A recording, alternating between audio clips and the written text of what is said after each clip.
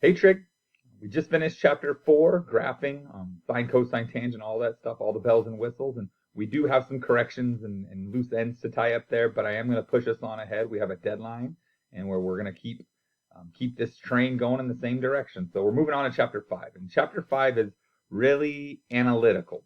Okay, it's going to be tough to kind of see where this is going.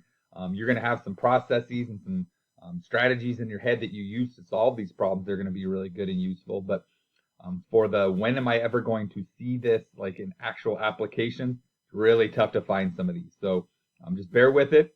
Some of you will adapt well and like this chapter, and some of you will wish we were back in chapter 4. So without further ado, let's go and look at chapter 5, which is using fundamental identities. You guys should have your foldable already made. I had you do that last weekend and last week, and we have some of these identities, we call them. These are like puzzle pieces we can use to navigate through what we're about to navigate through. So a couple of things I do want to notice is we're not just limited to these specific things, like sine of x equals 1 over cosecant x, or the reciprocal. We've talked about that, but sine squared is also equal to 1 over cosecant squared. If I squared both sides, we can use that as a fundamental identity too. We use that as a puzzle piece.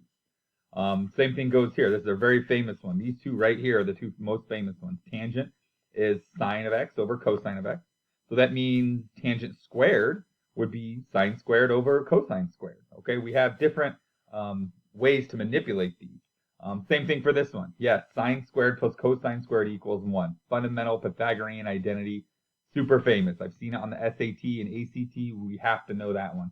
But also, if I pick this up, this plus cosine x, and subtracted it to the other side, I get like another version of this one. It would be sine squared equals 1 minus cosine squared. And I can use that as a puzzle piece as we're fixing to do what we're about to start doing. Okay, so you have all these other identities. We have the even and odd identities. We have the cofunction identities. We talked about all these. Let's put this into practice. Let's do a couple of these. That's it. I have 2 little examples. And then honestly, a big portion of this, of chapter 5, is just trying stuff. Okay, you're going to go down bad avenues. When you're trying to get somewhere in the city, you're trying to go find a restaurant or eat something, you're going to take wrong turns. And you're going to go down places you're like, I know this is the wrong way. Which way do I go? And you're going to have to turn around and try something new. It's the same idea here. I am the GPS. I know the most efficient ways to get to where I'm going because I've gone there so many times. I've done all these problems a bunch, so I just know the most efficient path. But there are different ways to get there, and you're just going to have to try different things. And when I say try different things, I'm meaning algebraically. With substitution with these identities, there's different ways to go about all of these. So let's start with this one. I have sine of x times cosine squared of x. That's what we call this, cosine squared of x. This says the same thing as cosine x times cosine x. Cosine x times cosine x. When we multiply those together, they don't want to put the squared on the outside because now it looks like the cosine of x squared. Well, what's being squared? We could write it like this if we want to. This is cosine x times cosine x. But in trig land, we'll actually write it as cosine squared of x. These things mean the exact same thing, but this is the way you'll normally see it. Okay, so we have, back to where we were going here. We have the sine of x times cosine squared of x minus sine of x. Okay, just for a minute, let's take away the trig stuff. What if this was y times x squared minus y? Okay, what could we do with that? This is like the algebra piece of this. Well, I noticed they both have a y, so I could factor a y to the outside. X squared minus, well, there's a 1 there, so it would be 1. Right? These are some algebra skills. Well, we can do the same thing here. So I'm going to try that. I'm going to say, I'm going to factor a sine of x off of both these. They both have a sine x. And that would leave me with cosine squared of x minus 1. Okay? Now I'm looking at this thing. I'm thinking, well, I don't have an identity that looks exactly like this, cosine squared minus 1, but I have a version of it that looks pretty close. We just talked about this a second ago. Sine squared would be 1 minus cosine squared. I could subtract that over, and then they're almost the same. Notice I have a cosine squared minus 1. This one would be 1 minus cosine squared. They're off by something. They're off by a negative 1. So what I could do is I could pull a -1 off of both these, another factor. I'm factoring a negative off of both these, and bring it outside here. When I do that, this will become a minus, and this will become a plus. Now, let's look at what we have. We have a negative sine of x. On the inside now, I'm going to just flip those around. I'm allowed to do that commutative property, cosine squared of x. Now it looks exactly like that identity I just showed you. 1 minus cosine squared. 1 minus cosine squared is sine squared of x. Okay, so now I'm just trying to clean this up. I'm trying to make it look simpler to the eyes. So now I have a sine times sine squared. Well, just like in algebra days, like an x times x squared, that would be x cubed. And this would be negative sine cubed of x. And we've simplified it. And it makes these tough because we don't know how far we can go, okay? In the next chapter or the next unit, they'll tell you when to stop. They're going to tell you what the answer is, and you just have to show me how to get there. But with these, we don't really know where to stop. So I'll usually give you like an answer bank, or I'll give you your answer has 1 term in it, or 2 terms in it, or something like that. So just take it as far as you can. We're looking to simplify the expression, okay? That's the answer, by the way. Let's do the problem a different way, right? That there's different roads to take. I told you that. If you saw sine of x times cosine squared of x minus sine of x, you could have said, well, I'm going to look at my identities, and I could solve for cosine squared. I could say cosine squared is 1 minus sine squared. We're allowed to make that substitution. That's true. That's always true. So I'm going to take this cosine squared out, and I'm going to replace it with a 1 minus sine squared x. And I try to write the x's, but when I start going with these, the x sometimes falls off just because I'm lazy. I won't mark you off if you happen to do that as well. But okay, so here we are. I have a sine times 1 minus sine squared minus sine. Well, I'm going to do the distributive property here, right? Some algebra thing. Sine times 1 is just the sine of x. Sine times sine squared. Well, that's 3 of them. That would be sine cubed of x. And then minus a sine of x. Okay, just like algebra, I have a sine of x minus a sine of x. That would be 0. Those cancel each other out. And I'm left with the exact same thing we got before, negative sine cubed of x.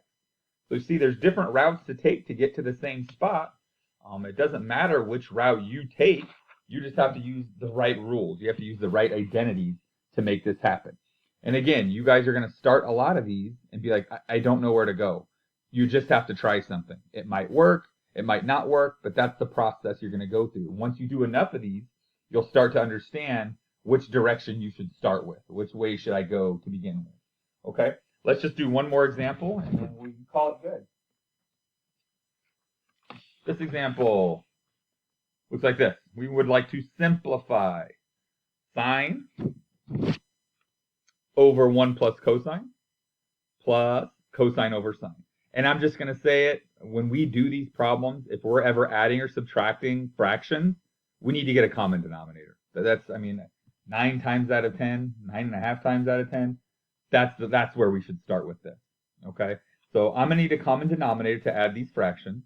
My common denominator needs a 1 plus cosine, and it needs a sine. Those are U's, by the way, instead of X's. Okay, well, my common denominator, this one already has 1 plus cosine. It's just missing a sine. So I'm going to multiply the top and bottom by sine. The exact same time over here, this one has the sine. It's missing a 1 plus cosine. So I'm going to multiply the top and bottom of this one by 1 plus cosine. So it looks something like this. Now they have the same denominator, sine times 1 plus cosine. Sine times 1 plus cosine. So when I go ahead and add these together, that common denominator is actually going to be the denominator that I'm working with. I'm actually not going to multiply those in. I know a lot of us see that and want to say, well, I can do the distributive property and get sine plus sine cosine. But if we're dealing with fractions in the back of our head, when you guys start doing these, hopefully, we want to cancel stuff. And if we have them all mushed together, if we have them all multiplied together, we won't be able to cancel them. So I'm going to leave them factored. I'm going to leave them pulled apart just like this. And then let's work with the top. Sine times another sign, that's sine squared. Over here, yeah, this one I will distribute. Cosine times 1 is just cosine. Cosine times another cosine, that's cosine squared. Okay. So now we're at this point. We have to be examining this and thinking about what are some ways we could simplify and clean this up. If it's not directly apparent to you, it will be, because this is the most famous one. Sine squared plus cosine squared. I'm going to go look at my foldable. That sounds like one of the ones we've had. It is. It's the most famous one there is. Sine squared plus cosine squared is 1. So I'm going to make that substitution. So what's left on top is 1 plus cosine over sine times 1 plus cosine. I said this a while ago to you guys, and it still holds true. The only thing that would ever cancel with a 1 plus cosine is another 1 plus cosine, and we have that. We cannot just cancel pieces. We're not just canceling terms. We're canceling whole factors. This whole factor of 1 plus cosine cancels with this whole factor of 1 plus cosine. Now, once I cancel those, the same thing over itself, that's just 1. I have 1 over sine. Back to my foldable, 1 over sine is just cosecant. So at the beginning, we start with a big, ugly fractional mess. We simplified it all down, and it became cosecant. And that's it. Those are all the same steps we took. Got about 3 more minutes here. We did our 2 examples. I did want to show you a calculus example. But what's good about this calculus example, we're using this stuff, but I still remember in calculus doing this next type of problem. Our book is going to be nice to us, and they're going to tell us basically what steps to take, and then we just have to finish it. So here's our calc example. We're going to use substitution, which we talked a little bit about before. It's actually called a trig substitution when you get into calc. We're going to make a substitution involving trig expressions and using this stuff, these identities. So here's how it'll look in your book. We want to simplify 9 minus x squared. And in calc, they're just going to give you this. Maybe you take a derivative or an integral or something, and you're going to have to recognize, I want to do a trig substitution for this. But because this is trigonometry and pre-calculus, they're going to tell you what substitution to make. They're going to say, take your x out and put 3 cosine theta in its place. And then watch what happens. So let's do that. I'm going to take this x out. I'm going to put 3 cosine theta in its place. So we get that. Then I'm going to go ahead and square these things. 3 squared, 9. Cosine theta squared is just cosine squared theta. That's how we write that. These both have a 9 in common, so I can factor that out. Square root of 9, I can actually do. That would be a 3. 3's coming out here. But what about 1 minus cosine squared? Probably the 3rd time I've said it on this video. 1 minus cosine squared is one of those variations of that most famous identity. It's actually sine squared. 1 minus cosine squared is sine squared. Now when we take the square root of 9, 3. The square root of sine squared, just sine. The square root of sine squared is just sine. And that square root fades away. Okay. We're left with something simpler, and we would have to deal with our little substitution we made up here in trig or in calc, but this is what the idea is. They'll tell us what substitution to make on our problem, and these are the steps we go through. Something really, really messy, something not quite as messy. We like that. Okay, there's your stamp.